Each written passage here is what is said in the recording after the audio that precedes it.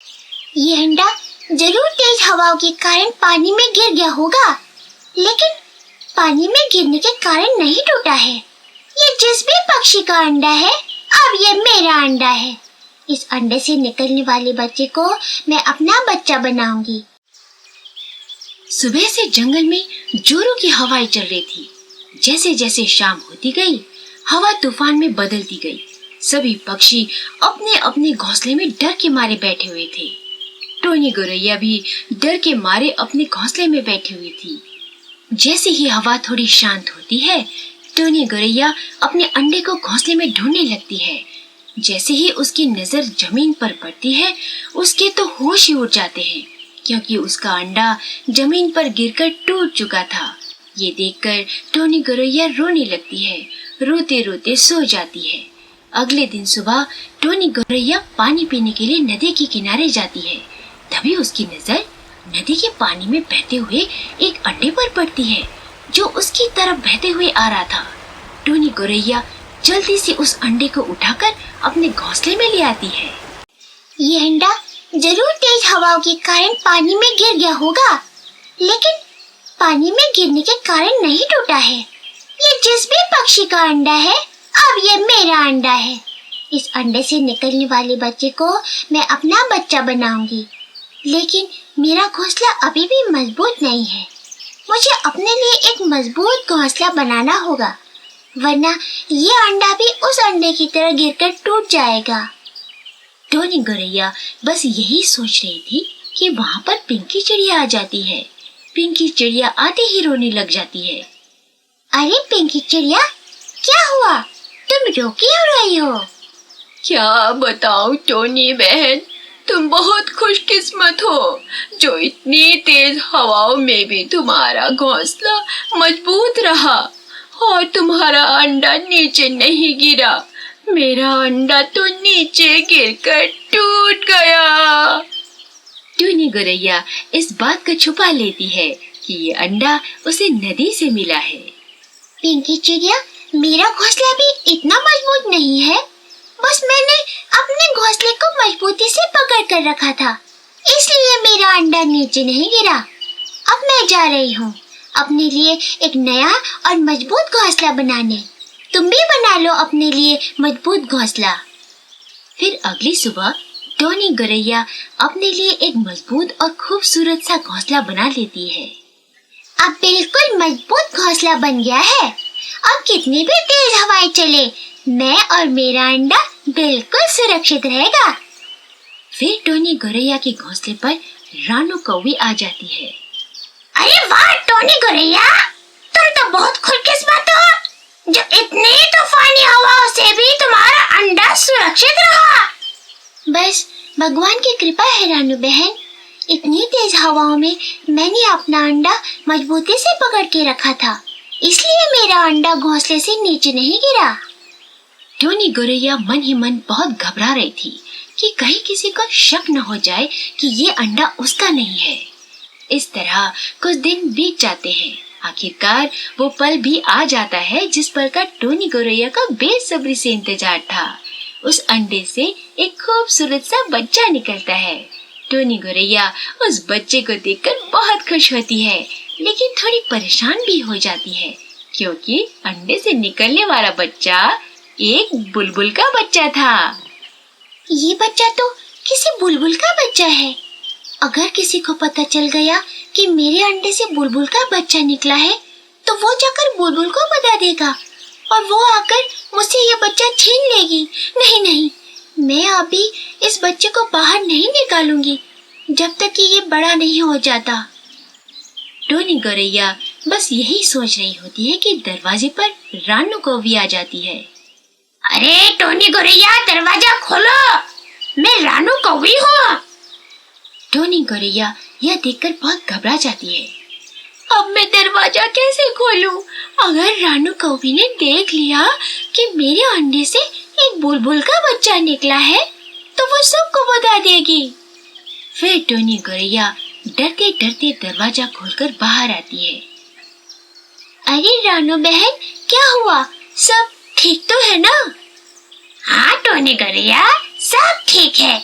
बस इतने दिन हो गए थे, इसलिए सोचा तुम्हारे घर जाकर तुम्हारे अंडे से निकलने वाला बच्चा देख कर आऊं।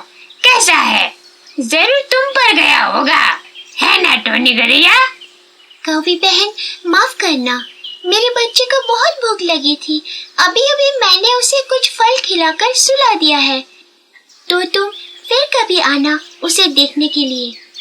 अरे टोनी गौरैया, मैं कौन सा अंदर जाकर शोर करूंगी, मैं तो सिर्फ उसे देखूंगी। कौवी बहन, मैंने कहा ना तुम्हें, फिर कभी आकर उसे देख लेना, अभी वो सो रहा है। कौवी टोनी गौरैया की बात सुनकर हैरान हो जाती है कि उसे टोनी अपना बच्चा क्यों नहीं देखने दे रही है। फिर रानू कौवी वहाँ से उड़कर अपने घोंसले में आ जाती है। कौवी अपने घोंसले पर आकर बहुत हैरान होती है कि टोनी गौरैया ने उसे अपना बच्चा क्यों नहीं दिखाया। आखिर उस गौरैया को क्या हो गया है, वो अपना बच्चा क्यों नहीं दिखा रही है? मुझे तो लगता है दाल में कुछ काला है। कोई बात नहीं, मैं फिर कभी छुप कर उसका बच्चा देख लूंगी, आखिर माजरा क्या है।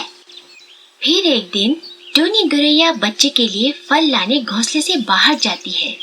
तभी रानू कौवी चुपके से खिड़की से टोनी गौरैया के बच्चे को देख लेती है, और जब रानू कौवी टोनी गौरैया के बच्चे को देखती है तो वो बहुत हैरान हो जाती है। अच्छा, तो ये किसी बुलबुल का बच्चा है, इसलिए टोनी गौरैया मुझे अपना बच्चा नहीं दिखा रही थी। पर टोनी के अंडे से बुलबुल का बच्चा कैसे निकल सकता है? इसका मतलब तेज हवा से टोनी का अंडा टूट चुका था और टोनी ने बुलबुल का अंडा चुराया है। मैं अभी जाकर बुलबुल को बताती हूँ कि तुम्हारा अंडा टोनी गौरैया ने चुराया था। फिर रानू कौवी वहाँ से उड़कर बुलबुल के पास जाती है। अरे रानू कौवी, ठीक तो हो तुम? कैसे आना हुआ मेरे घोंसले में? सब ठीक है बुलबुल बहन। बुलबुल बहन, उस रात जब तेज हवाएं चल रही थी तो क्या तुम्हारा अंडा गिरकर टूट गया था? अरे नहीं कौवी बहन, मेरा अंडा टूटा नहीं था, मेरा अंडा घोंसले से नदी में गिर गया था और फिर वो नदी की तेज धारा में बह गया। मैंने बहुत कोशिश की उसे पकड़ लूं, लेकिन मैं अपने अंडे को नहीं पकड़ पाई। क्यों, तुम्हें मेरा अंडा मिल गया है क्या? अरे हाँ बुलबुल बहन, तुम्हारा अंडा मिल गया है और बिल्कुल सही सलामत है। तुम्हें पता है कि उसमें एक बच्चा भी है जो बिल्कुल तुम्हारी तरह है। क्या मेरा अंडा मिल गया है? रानू बहन, मेरा अंडा कहाँ है? मुझे अपने अंडे के पास ले चलो रानू बहन। हाँ बुलबुल बहन, मैं तुम्हें लेने के लिए ही आई हूँ। चलो, टोनी गौरैया के पास है तुम्हारा अंडा। अब तो उसमें से बच्चा भी बाहर आ गया है। चलो टोनी गौरैया से तुम्हारा बच्चा लेते हैं। इसके बाद रानू कौवी और बुलबुल उड़कर टोनी गौरैया के घर के दरवाजे पर जाते हैं। रानू कौवी टोनी गौरैया का दरवाजा जोर जोर से खटखटाने लग जाती है। टोनी गौरैया, दरवाजा खोलो, मैं रानू कौवी, तुम्हें किसी से मिलवाना है, जल्दी दरवाजा खोलो। टोनी गौरैया अपने बच्चे के साथ घोंसले में सो रही थी। रानू कौवी का शोर सुनकर टोनी गौरैया की आंखें खुल जाती है। ये रानू कौवी भी ना बार बार आ जाती है, पता नहीं इसको क्या दिक्कत है। फिर से इसको बाहर से ही भगाना पड़ेगा। फिर टोनी गौरैया जाकर दरवाजा खोलती है। जैसे ही टोनी गौरैया दरवाजा खोलती है तो रानू कौवी और बुलबुल जल्दी से अंदर आ जाती है। अरे टोनी गौरैया, तुम इसलिए इस बच्चे को मुझे नहीं दिखाना चाह रही थी क्योंकि ये बच्चा तुम्हारा था ही नहीं। ये बच्चा तो इस बुलबुल का है। इस बेचारी बुलबुल का अंडा तुमने चुराया है। गौरैया, तुम तो बहुत चालाक निकली। बुलबुल अपने बच्चे को देखकर बहुत खुश हो जाती है और सीधा अपने बच्चे के पास जाकर उसे गले से लगा लेती है। मेरा बच्चा सही सलामत है। भगवान का लाख लाख शुक्र है कि मेरा बच्चा सही सलामत है। टोनी गौरैया, तुमने मुझे क्यों नहीं बताया कि मेरा अंडा तुम्हारे पास है? तुम्हें नहीं पता कि मुझे कितनी तकलीफ हुई होगी जब मेरा अंडा नदी में गिरा था। मैंने पता नहीं कहाँ कहाँ नहीं अपने अंडे को ढूंढा। टोनी, एक बार तो मुझे बता सकती थी। माफ करना बुलबुल बहन, तेज हवाओं की वजह से मेरा अंडा नीचे गिरकर टूट चुका था और मेरा दिल बहुत उदास था। उस वक्त मैं नदी के किनारे पानी पीने के लिए गई थी तो वहाँ पर ये अंडा पानी में बहता हुआ आ रहा था। मैं उस अंडे को उठाकर अपने घोंसले में ले आई। उस वक्त मुझे नहीं पता था कि ये अंडा तुम्हारा है। बस मैंने ये सोच लिया था कि जिस भी पक्षी का ये अंडा है मैं इसे अपने बच्चे की तरह पालूंगी। और जब कुछ दिनों के बाद इस अंडे से ये बच्चा बाहर आया, बुलबुल बहन, मुझे इस बच्चे पर बहुत प्यार आ गया था और मैं नहीं चाहती थी ये बच्चा मुझसे जुदा हो। बस यही मेरी गलती है। इतना कहकर टोनी गौरैया रोने लग जाती है। बुलबुल ये सब बातें सुनकर टोनी गौरैया के पास जाती है। टोनी गौरैया, तुम्हारा मुझ पर बहुत बड़ा एहसान है कि तुमने मेरे अंडे को सही सलामत रखा, फिर इसमें से निकलने वाला बच्चा उसको भी सही सलामत अपने पास रखा। टोनी गौरैया, मेरा बच्चा अभी बहुत छोटा है, इसलिए मैं इसे अपने साथ लेकर जाना चाहती हूँ। फिर टोनी गौरैया बुलबुल की बातें सुनकर कहती है, बुलबुल बहन, ये बच्चा तुम्हारा है और इस पर तुम्हारा ही अधिकार है। तुम इसे ले जा सकती हो। शायद भगवान को मंजूर नहीं था कि ये बच्चा मेरे साथ रहे। इसके बाद बुलबुल अपने बच्चे को साथ लेकर वहाँ से चली जाती है। तो दोस्तों, इस कहानी का कौन सा भाग आपको सबसे अच्छा लगा कमेंट में जरूर बताएं तथा चैनल को लाइक और सब्सक्राइब जरूर करें।